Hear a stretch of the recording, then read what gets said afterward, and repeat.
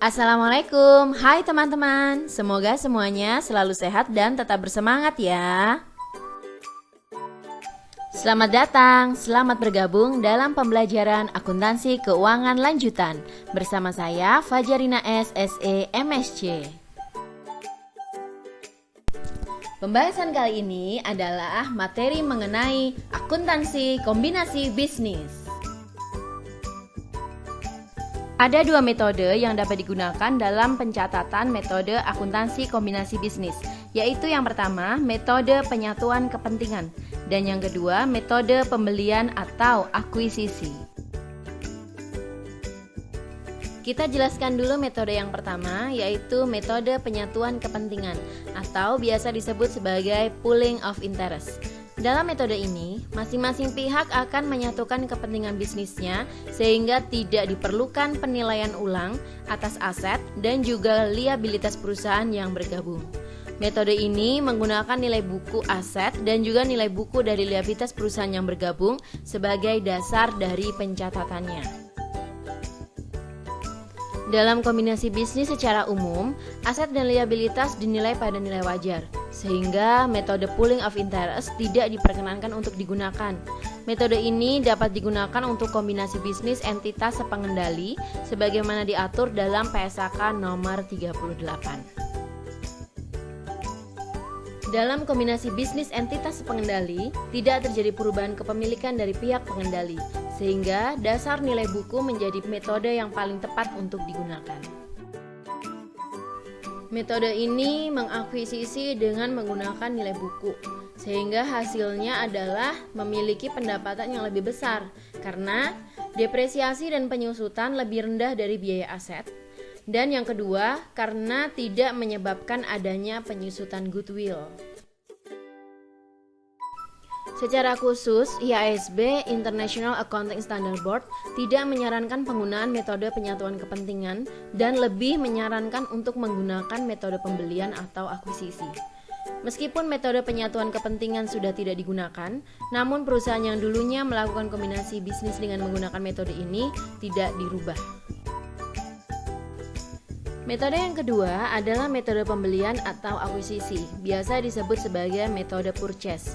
Metode purchase menggunakan nilai wajar sebagai dasar pencatatannya.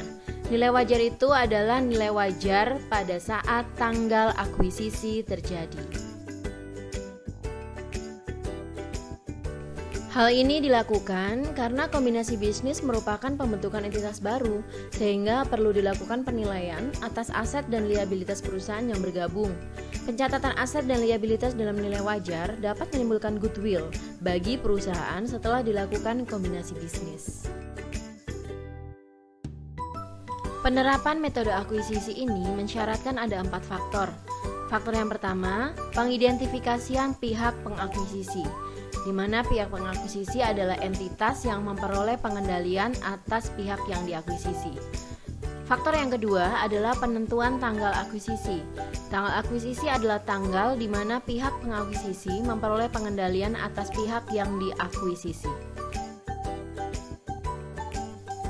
Faktor yang ketiga adalah pengakuan dan pengukuran aset teridentifikasi yang diperoleh, liabilitas yang diambil alih, dan kepentingan non-pengendali pihak yang diakuisisi.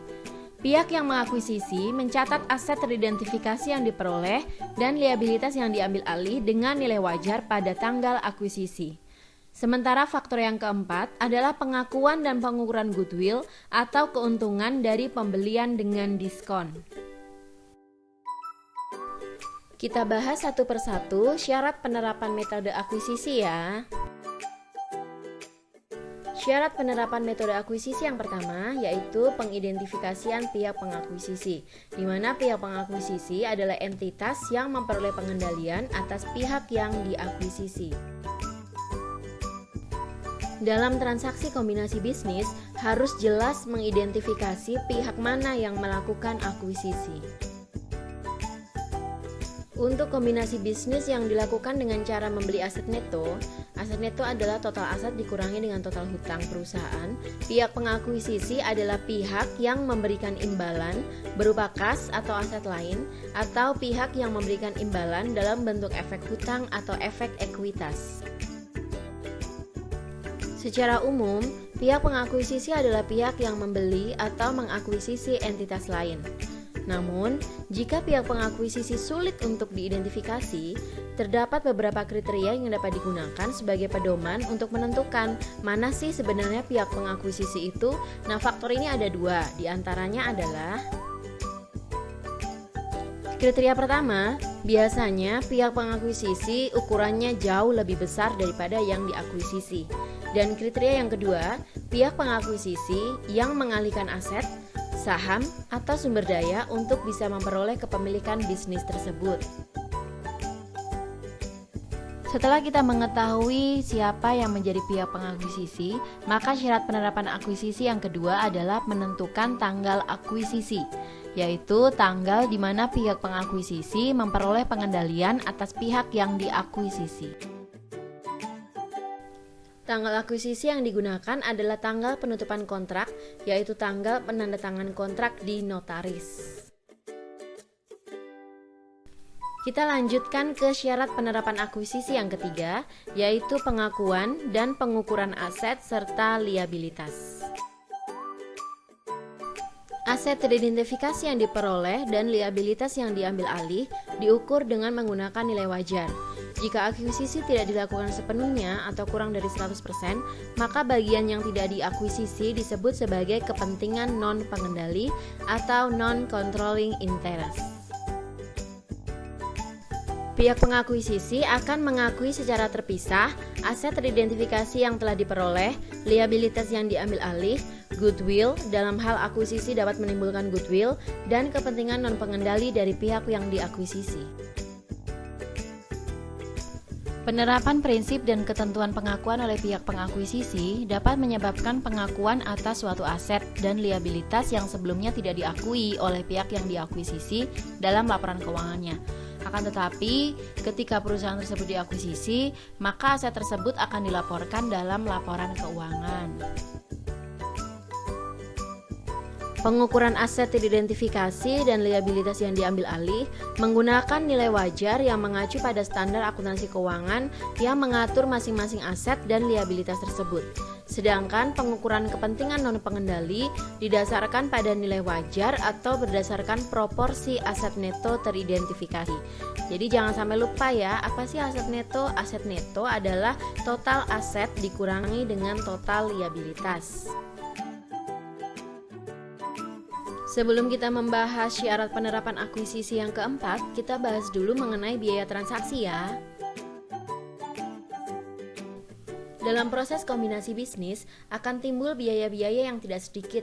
Biaya-biaya yang umumnya terjadi dalam proses ini antara lain biaya makelar, advis, hukum, akuntansi, biaya penilaian, biaya profesional, biaya konsultan, biaya administrasi umum, biaya pendaftaran efek, dan juga biaya penerbitan efek utang atau efek ekuitas. Dapat disimpulkan, biaya-biaya yang terkait dengan investasi digolongkan menjadi 3. Yang pertama, biaya-biaya langsung berupa harga yang dibayarkan kepada pihak yang dibeli atau yang diakuisisi, diakui sebagai harga perolehan investasi. Yang kedua adalah biaya langsung lainnya seperti biaya akuntansi, biaya hukum, biaya konsultan, dan biaya-biaya penemuan. Kelakuan akuntansinya adalah dimasukkan dalam beban berjalan pada saat terjadinya biaya tersebut. Yang ketiga adalah biaya-biaya langsung seperti biaya pendaftaran dan penerbitan surat-surat berharga, ekuitas, dan surat berharga hutang. Kelakuan akuntansinya adalah mengurangi tambahan modal di setor atau biasa disebut sebagai additional paid in capital dan menambah diskon atau mengurangi premium surat berharga hutang. Yang akan kita bahas selanjutnya adalah bagaimana menentukan imbalan yang diberikan dari pihak yang mengakuisisi ke pihak yang diakuisisi. Imbalan dalam kombinasi bisnis ini dapat berupa kas, aset non-kas lainnya, efek hutang, efek ekuitas yang diterbitkan oleh pihak pengakuisisi. Imbalan yang diberikan kepada perusahaan diakuisisi adalah jumlah dari nilai wajar aset yang ditransfer, hutang yang timbul, dan efek ekuitas yang diterbitkan oleh pengakuisisi. Kita lanjutkan kembali syarat penerapan akuisisi yang terakhir, yaitu pengakuan dan pengukuran goodwill atau keuntungan dari pembelian dengan diskon. Dalam suatu kombinasi bisnis, ada kalanya imbalan yang diberikan lebih besar daripada nilai wajar aset neto, yaitu aset dikurangi liabilitas. Selisih tersebut diberikan karena pengakuisisi menilai bahwa perusahaan yang diakuisisi mempunyai berbagai kelebihan yang tidak dapat diidentifikasi, dan aset demikian disebut sebagai goodwill. Sementara, apabila imbalan yang diberikan lebih kecil daripada nilai wajar aset neto, maka akan terdapat goodwill negatif, dan goodwill negatif ini akan dicatat oleh pengakuisisi sebagai keuntungan pada tahun berjalan. Lalu bagaimana cara menentukan nilai goodwill? Perhitungan goodwill bisa didapatkan dari biaya akuisisi, yaitu nilai wajar imbalan, dikurangi dengan jumlah aset neto teridentifikasi yang diambil alih. Jangan lupa bahwa aset neto adalah jumlah total aset dikurangi dengan total liabilitas. Lain halnya apabila akuisisi kurang dari 100%, maka goodwill dari pihak pengakuisisi dapat dihitung sebagai berikut. Kita akan menjumlahkan imbalan yang dialihkan ditambah dengan kepentingan ekuitas yang sebelumnya dimiliki oleh pihak pengakuisisi, ditambah kepentingan non pengendali pada pihak yang diakuisisi, dan kemudian dikurangi dengan aset teridentifikasi yang diperoleh dan liabilitas yang diambil alih. Goodwill diakui dalam laporan posisi keuangan pihak pengakuisisi. Goodwill diuji atas penurunan nilai setiap akhir periode pelaporan terlepas ada atau tidaknya indikasi penurunan nilai. Dalam hal terjadi penurunan nilai, maka nilai goodwill harus disesuaikan. Quote of the day untuk pembahasan kali ini adalah "Don't watch the clock, do what it does, keep going." Sam Levinson. Demikian akhir pembahasan kali ini. Mudah-mudahan pembahasan ini dapat dipahami dan bermanfaat untuk semuanya. Amin. Terima kasih atas perhatiannya. Wassalamualaikum, sampai jumpa.